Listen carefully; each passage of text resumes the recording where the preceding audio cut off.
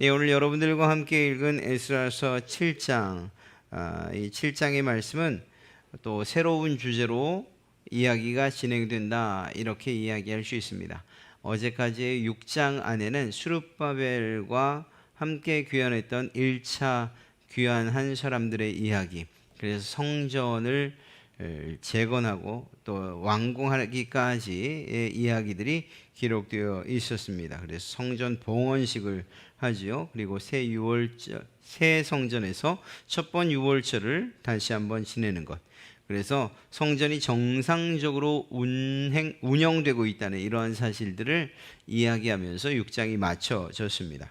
두 번째 7장부터 시작되는 이야기의 중심 인물은 에스라입니다. 이 에스라라고 하는 사람을 통해서 여러 사람이 두 번째 귀환을 했고, 그리고 그의 사역에 관한 이야기를 하고 있죠.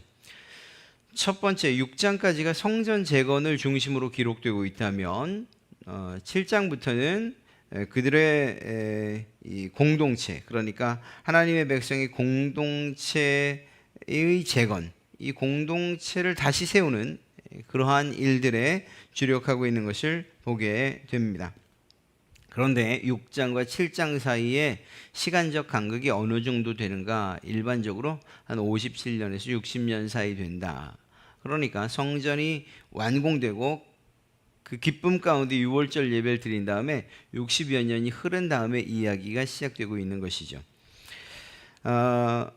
성경엔 기록되지 않은 이 약 60여 년간의 생활이 어땠는가? 이 기간에 예루살렘에 정착했던 귀향민들은 대부분 정치적으로나 경제적으로 매우 어려운 그런 상황에 놓여 있었습니다. 이러한 시기를 보내야만 했던 거죠. 처음의 기대와는 달라도 너무 다른 거예요. 우리가 온 땅이 황폐한 땅이었지만 우리가 이 모든 시련을 이기고 성전을 건축하면 그러면 우리의 삶도 나아질 것이다, 잘 될 것이다 라는 이러한 기대감을 가지고서 성전 건축을 시작했는데, 막상 그 일이 끝나도 여전한 패배감, 좌절감, 그리고 살기 힘든 일들이 계속 되어지는 거죠. 그러니까 생활에 자신감도 없고 또 의기소침해지고 무력해지고 하는 이러한 상황들이 계속 되는 것입니다. 그런데 단지 생활만 그런 것이 아니라 신앙도 그렇게 되어버리고 맙니다. 왜냐하면 하나님만을 바라보고 하나님께 예배하면, 성전을 다시금 짓고 그곳에서 예배하면, 그러면 우리의 신앙도 더 뜨거워지고 하나님의 역사가 확 나타날 것처럼 그렇게 생각을 했는데 그러지 않은 거죠. 그러다 보니까 여전히 시간이 되면 제사는 드리지만 냉랭한 제사, 또 의무감에서 드리는 기쁨 없는 그러한 예배를 드리고 있었던 것입니다.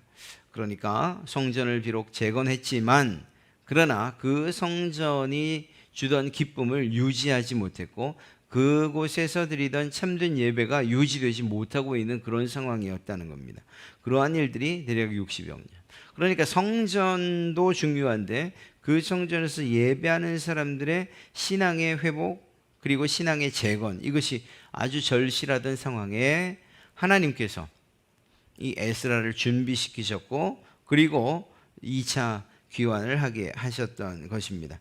에스라라고 하는 사람이 어떤 사람이냐? 성경은 학자라고 기록되어 있는데, 물론 성경에 기록된 대로 율법을 가르치고 연구하는 사람이면 맞습니다만, 페르시아에서의 학자라고 하면 그것은 왕의 곁에서 이 왕의 그러한 통치를 돕고 또 왕이 바른 결정을 할 수 있도록 돕는 그러한 꽤 높은 관직에 있었음을 의미합니다. 그래서 오늘 성경을 읽다 보면 아닥사스 왕이 이 에스라가 원하는 것, 그리고 에스라에게 전폭적인 지원을 해주는 것을 보게 되지요. 그러니까 그만큼 신임이 있는 그러한 신하였던 것입니다. 아닥사스다 왕에게는. 이렇게 이 에스라는 첫째는 이 성경적인 관점에서 볼 때 율법을 연구하는 사람이었고, 또 율법을 연구할 뿐만 아니라 스스로 지켜 행하는 그러한 사람이었고, 더 나아가 그 율법을 백성들에게 가르치는 사람들, 이러한 사람들을 학자라고, 특별히 에스라가 그런 사람이었다고 기록하고 있는 것을 보게 됩니다. 이제 이 에스라가 이스라엘로 보내진 것은 무너진 이 사람들의 이 공동체, 그리고 그 안의 신앙, 그리고 정체성, 이러한 것들을 다시금 확립시켜 주려고 하나님께서 준비하셨던 것을 알 수가 있습니다. 그러니까 다시금 이스라엘 백성들을 세우는데 하나님께서 율법학자를 보냈다라고 하는 게 무엇을 의미하는 것일까요? 이 사람들에게 있어서 중요한 것, 그것은 그러니까 세상에서는 어떤 모임들이 중요하고 그 모임을 위한 여러 가지 조건들이 중요하다라고 말하지만, 이러한 세상과는 다르게 신앙의 공동체 안에서의 세워짐, 그리고 든든하게 세워짐은 결국은 말씀을 중심으로 가능하구나 하는 사실들을 하나님이 말씀해 주고 계신 것이죠. 그러니까 율법학자를 보내는 것, 그 이유는 무엇인가? 내가 너희를 다시금 신앙 위에, 그리고 하나님의 백성의 정체성을 갖고 살게 하기 위하여서 에스라를 보낸다라고 하는데, 그 에스라가 했던 일이 뭐냐? 하나님의 말씀을 가르치고 연구하는 그러한 사람이었다라는 거예요. 그러니까 성전에서 드려지는 예배가 정말 제대로 된 예배가 되길 원하면 하나님의 말씀을 기초로, 그리고 그 말씀에 순종하여 드리는 예배여야 한다는 것. 하나님의 백성으로서의 정체성을 드러내 살고 싶다면, 그렇다면 그들의 생각이, 그리고 그들의 이 마음이 말씀을 중심으로 세워져야 한다는 사실을 하나님이 알려주고 계신 것이죠. 그렇습니다. 하나님이 기뻐하시는 공동체로 세워지기 위해서는 하나님의 말씀이 그들을 통치하는, 그리고 또 구성원들은 하나님의 말씀이 가르치는 바 가치관을 가지고, 그리고 그 명령에 순종하는 그러한 사람들일 때에 비로소 하나님의 백성들, 그리고 그 백성들의 공동체가 올바르게 세워질 수 있다는 사실을 이야기하고 있는 것입니다. 에스라가 하나님을 찬송하는데 그 찬송의 이유가 무엇이었습니까?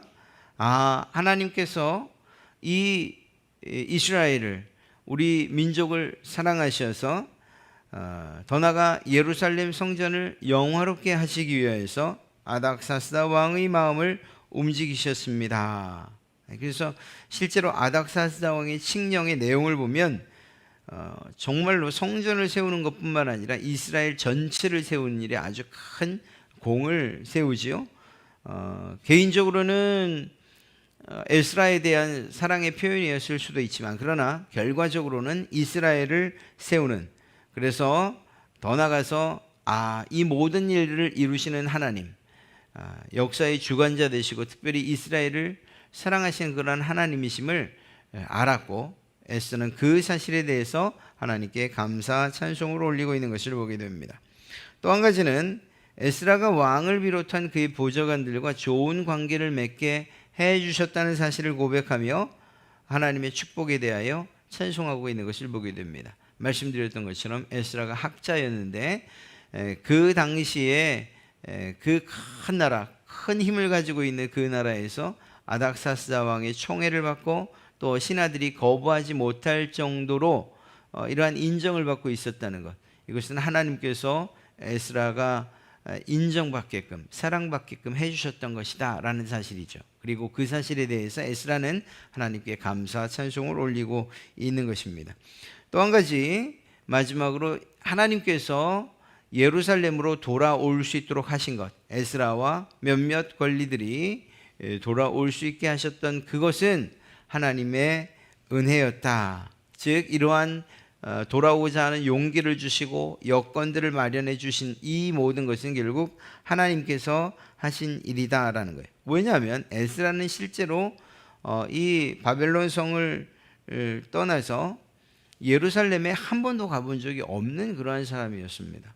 그럼에도 불구하고 민족에 대한 사랑, 하나님에 대한 사랑, 그리고 하나님께서 이스라엘 백성들에게 주셨던 조국의 조상들의 땅, 이러한 예루살렘으로 돌아온다는 이 사실, 대단한 결단이 필요한 것이고, 그리고 또 용기가 필요한 것 아니겠습니까? 그러한 결단과 용기를 하나님께서 주셨던 것이죠. 그리고 그 땅으로 가는 것은 헌신과 희생, 그리고 그것을 각오하지 않으면 있을 수 없는 일이었습니다. 에스라는 그 일을 해냈고, 그리고 큰 결정을 내려서 자기의 고향으로, 물론 조상들의 고향으로 돌아오게 된 것입니다. 그런데 이러한 모든 과정들, 앞서 말씀드린 그러한 성전을 영화롭게 하기 위해서 아닥사스다 왕의 마음을 움직인 것, 또 보좌관들이나 좋은 관계를 유지할 수 있었던 것, 지금 이렇게 돌아올 수 있는 용기와 여건을 마련해 준 모든 것들, 이것이 하나님의 은혜입니다 라는 마음으로 하나님께 찬송을 올려드리는 그러한 에스라의 모습을 보게 됩니다. 모든 것이 하나님의 은혜입니다. 이러한 의미이겠죠. 사랑하는 성도 여러분, 우리에게도 사실 마찬가지입니다. 에스라를 보내서 있는 성전, 다시 세워진 성전, 그럼에도 불구하고 에스라를 보낸 건 무엇인가? 그들의 예배가 온전한 예배, 바른 예배, 하나님이 기뻐하시는 예배가 되기 위해서, 그들의 삶이 하나님이 기뻐하시는, 인정하시는 이스라엘 하나님 백성들의 삶이 되기 위해서는 결국은 하나님의 말씀이 기초가 되지 않고는 안 된다는 사실, 그들의 성전 재건만으로서는 그들의 정체성이나 그들 하나님 나라의 백성으로서의 삶을 제대로 살 수 없다는 사실, 더 중요한 것은 이러한 외형적인 준비, 물론 이것도 중요하기 때문에 하나님이 이렇게 하신 거죠. 그러나 그 안에 가장 중요한, 마치 소프트웨어와도 같은 바로 그것, 하나님의 말씀이 중요하다는 것을, 더 중요하다는 것을 아셨기 때문에 이 에스라를 통해서 이스라엘 백성들의 그러한 신앙과 그들의 정신을 다시금 일깨우고, 그래서 하나님의 백성으로 살도록 하나님이 하신 것이다. 그러한 계획들을 하나님이 이루신 것이다.